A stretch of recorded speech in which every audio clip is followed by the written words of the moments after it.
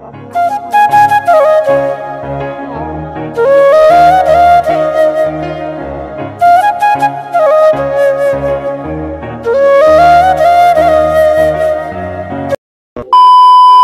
Hello বন্ধুরা, good morning সবাইকে and welcome back to my channel মিষ্টুবি 008। কেমন আছো সবাই? হোপ কি তোমরা সবাই অনেক ভালো আছো, সুস্থ আছো। আমি অনেক ভালো আছি, সুস্থ আছি। আমার নতুন একটা ভিডিওতে তোমাদের অনেক স্বাগত। আজকের ভিডিওটা একটু অন্যরকম ভাবে শুরু করলাম। এই যে দেখো, বাবা আর মা দুজনে বেরিয়ে পড়েছে, এখন বাড়ি চলে যাবে।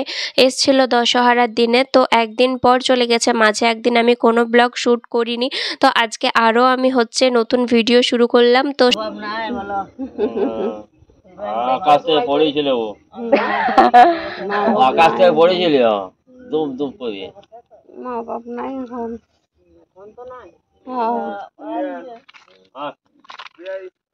সাবধানে যাবে, কে ফোন করবে? হ্যাঁ, আবার কোথায় স্টপেজ করবে? বোরা বললে তো বাবা আসবে, আরো আসবে, মা আসবে। ফুটটা ধরো, মা শাড়িটা ওইদিকে। সাবধানে যাবে। জাম্পারগুলো ভালো করে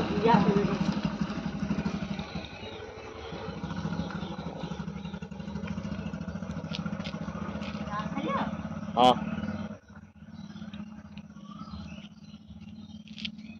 তো বাবা মা টাটা বাই বাই করে চলে গেল। তারপর এসে দেখো, আমি ঘরে এসে স্নান টান করে নিয়েছিলাম।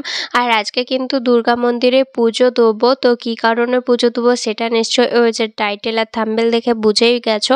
বড়বাবু আর কদিন পরেই ডিউটিতে চলে যাবে, তো সেই কারণে মা দুর্গার কাছে পুজো দেবো। সেই কারণে এসে দেখো, সকাল সকাল আমি কিন্তু স্নান টান করে নিয়েছি। আর স্নান করার পর একটা হলুদ শাড়ি পরে নিয়েছি। তো নতুন না, এটা আমি আর বছর মানে দুর্গাপুজোর সময় নিয়েছিলাম। তো সেটা একদিনে পরেছিলাম, অষ্টমীর দিনে।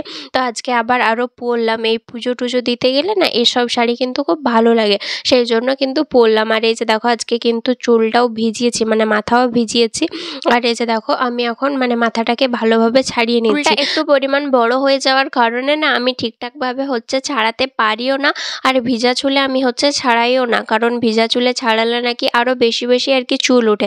আর আমার তো ভীষণ পরিমাণে চুল ওঠে, সেই কারণে আমি কিন্তু ছাড়াইনি। আর যেহেতু এই কদিন আগে চুলটাকে স্পা করিয়েছি, তো সেই জন্য এখানে বলে দিয়েছিল যে ভিজা চুলে চুলটাকে না আঁচড়াতে, আর স্পা করালে বলে যে চুল কম উঠে। তো এখন দেখতে পাচ্ছি যে হ্যাঁ, আগের তুলনায় একটু পরিমাণ চুল কম উঠছে। তো জানি না পরে এটা থাকবে কি না। আরও বলেছে 3 মাস ছাড়া ছাড়া করাতে। তো এই যে কদিন মানে কবেই তো করালাম, তো 3 মাস হোক, তারপরে কিন্তু আরও করাবো। আর এই যে দেখো, এখন আমি চুলটাকে ভালোভাবে কিন্তু ছাড়াইনি। ওই যে বললাম, আমি ভিজে চুলে বেশিক্ষণ আর কি ছাড়াতে পারি না বেশিভাবে। যদি পিছনে কেউ ছাড়িয়ে দেয় তবেই কিন্তু ভালো। আর সেরকম আমি কাউকে পাইনি। আর মা এখনও স্নান করেনি, ওই জন্য কিন্তু মা আমাকে ছোঁয়াছুঁই করবেনি। ওই জন্য আমি নিজে একটু পরিমাণ সামনেটা ছাড়িয়ে নিলাম। তারপর ওই যে দেখো, হালকা করে একটু কাজল, তারপর লিপস্টিক, তারপর এই যে টিপ, আর তারপর একটু সিঁদুর। তারপর হয়ে গেল আমার রেডি। আমি সাজাগুজার মধ্যে এত বেশি কিছু সাজিও না, আর সাজতে পছন্দও করি না। আর বড়বাবুও পছন্দ করে না। ও আমাকে সবসময়তে বলে, তুই যদি সিম্পলভাবে থাকিস তাহলে তোকে বেশি ভালো লাগে। তো যাই হোক, এই যে দেখো, আমি সব কিছুই পরে চশমাটাও পরে নিলাম। আর চশমাটা পরে নিলে তো আমাকে পুরো বুড়ি বুড়ি দেখতে লাগে, তাও কিছু করার নাই গো, চশমাটা পরতেই হবে। আর আজকে ঘর ফাঁকা করে কিন্তু সবাই চলে গেছে। আর লাস্টে তো আমার বাবা মায়ের ছিল, তো তারাও চলে গেল। ঘরটা একদমই ফাঁকা। আর রইল বাকি বরবাবু। সেও আর মাত্র কটা দিন, হাতে একটা দিন, তারপরেই কিন্তু সেও চলে যাবে। আর সব থেকে বেশি মন খারাপ তো তখনই লাগবে, এখন মা বাবা চলে যাচ্ছে, কান্না পাচ্ছে, হয়তো নিজেকে সামলে নিচ্ছি বরবাবু আছে বলে। কিন্তু তখন যখন চলে যাবে, তখন তার চেষ্টা করলেও তাকে আটকাতে পারবো না। এখন মা আরে দশহরার পরের দিনে চলে যাব করছিল, কিন্তু জোর করে আটকে দিয়েছি সেই দিনটা। তো মা বাবাকে আটকানো যাবে আজকের দিনটা, পরে যদি কালকে যাব মানে বলি যে কালকে যাও, আজকের দিনটা রয়ে যাও, তারা কিন্তু শুনবে যে হ্যাঁ আজকের দিনটা থেকে যায়, কালকে যাব। কিন্তু বরবাবু মানে যাবার ডেট হয়ে গেছে, তবে তাকে তো আর আটকাতে পারবো না। তাকে এটাও বলতে পারবো না যে আজকের দিনটা রয়ে যা, কালকে যাবি। এরকমটাও হয় না, তাদেরকে যবে যাওয়ার তবেই যেতে হবে। তো সেই দিনটার কথা ভাবলে আজকের থেকেই মানে এত খারাপ লাগছে, বলে বোঝাতে পারবো না। এতগুলো দিন যে কিভাবে কেটে গেল সত্যি করে বুঝতেই পারলাম না। কিভাবে মানে কি বলবো, যখন অপেক্ষা করতে থাকি তখন কিন্তু দিনগুলো শেষ হতেই চায় না। আর যখন সে ছুটিতে আসে তখন যে কিভাবে কিভাবে কটা দিন মানে 2 মাস প্রায় 64 দিন যে কিভাবে কেটে গেল সত্যি বুঝতেই পারলাম না। আর যখন যদি এই 2 মাস অপেক্ষা করতে হতো তাহলে মনে হতো বাবারে 2 মাসের থেকে 2 বছর যেন অপেক্ষা করছি এরকমটাই মনে হচ্ছে। তো যাই হোক কিছু করার নাই, ওকে তো যেতেই হবে। তো এখন থেকে ভাবলে অনেক খারাপ লাগছে, ওই জন্য আর কি তোমাদের সাথে শেয়ার করছি।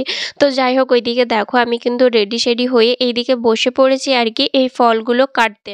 ওই দশহারার জন্য ফল নিয়ে এসেছিলো, তো তার থেকে আলাদা করে কতকগুলো ফল এই যে দেখো ব্যাগটায় ভরে তুলে রেখে দিয়েছিল। তো সেগুলোই মা এই যে দেখো এসছে আর এসে আমাকে দেখিয়ে দিচ্ছে যে আমি মানে জানি না তো যে কোন ফলগুলো দিবে বা কোনগুলো না দিবে, ওই জন্য মাকে জিজ্ঞাসা করে নিচ্ছিলাম যে কিভাবে দেবো বা সব ফলগুলো কুচি কুচি করবো না কীরকমভাবে কাটবো এরকমগুলো জিজ্ঞাসা করে নিচ্ছিলাম।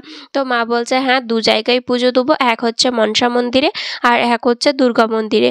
তো 2 ভাগে ভাগ করে আর কি দে, দুটো মানে সব জায়গাতেই চেরিয়ে সমান ভাগে দে। তো সেই কারণে এই যে দেখো সব ফলগুলো আমি এক এক করে কাটছিলাম আর এক এক করে দিচ্ছিলাম। আর আমের হচ্ছে বলছিল যে ওই প্রসাদ দিবে, মানে দুটো আলাদা থালায় প্রসাদ হবে আর দুটো হচ্ছে আতপ চাল দিয়ে প্রসাদ দিবে। তো সেই জন্য কিভাবে কাটবো কিভাবে দুবো তুমি হচ্ছে বলে দাও। তো ওই যে দেখো মা ওখানটায় খাটটাতে বসে আছে আর আমি কিন্তু জিজ্ঞাসা করছি আর দিচ্ছি। আর এই যে দেখো কলাগুলো বললাম যে কলাগুলো গোটা গোটা দিয়ে দেবো না এরকম হচ্ছে খাদি করে পিস করে দেবো। মা বলছে না খাদি করে দিয়ে দিলে ভালো হবে।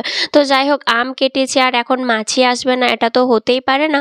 তো আম যেই কেটেছি দেখতে পেয়েছো কত হচ্ছে মাছি এসছে। আর এই যে দেখো হচ্ছে 4 জায়গায় দুটো করে মানে একটা ফলের থালা আর একটা চালের থালা এরকমভাবেই কিন্তু দুবো। ওই যে দেখো কত মাছি আসছে, আমি মাছিগুলোকে খালি তাড়াচ্ছি।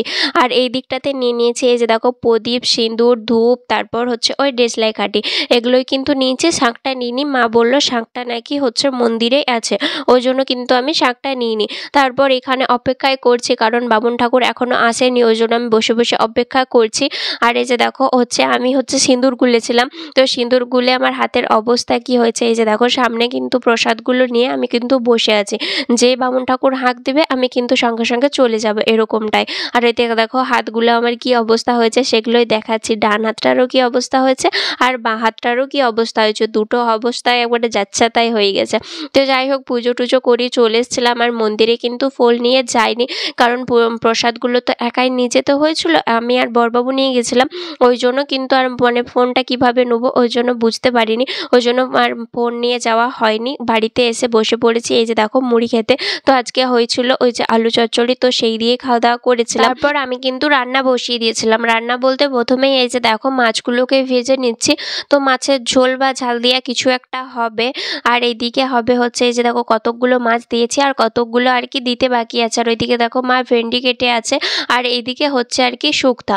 তো শুক্তাটা আজকে আমি প্রথমবার বানাচ্ছি, জানি না কীরকম হবে। তো বাবা বলে দিল আর আমি কিন্তু বাবা যাভাবে বললো আমি তাইভাবে করলাম, জানি না কীরকম হবে।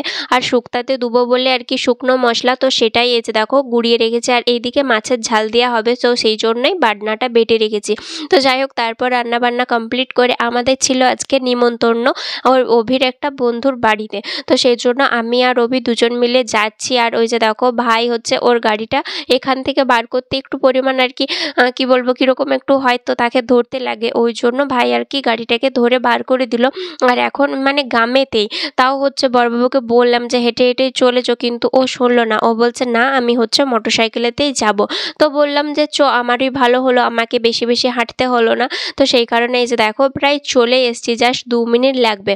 তো এই যে দেখো আমরা এখন ওদের ঘরে চলে এসছি আর এই যে গাড়িটা রেখে এখন ঢুকবো। তো চলো বন্ধুরা আজকের মতো ভিডিওটা এই পর্যন্ত, দেখা হচ্ছে পরের ভিডিওতে। আর হ্যাঁ আজকের ভিডিওটা তোমাদের সবার কেমন লাগলো অবশ্যই কমেন্ট করে জানাবে। টাটা সবাইকে, লাভ ইউ অল, দেখা হচ্ছে পরের ভিডিওতে।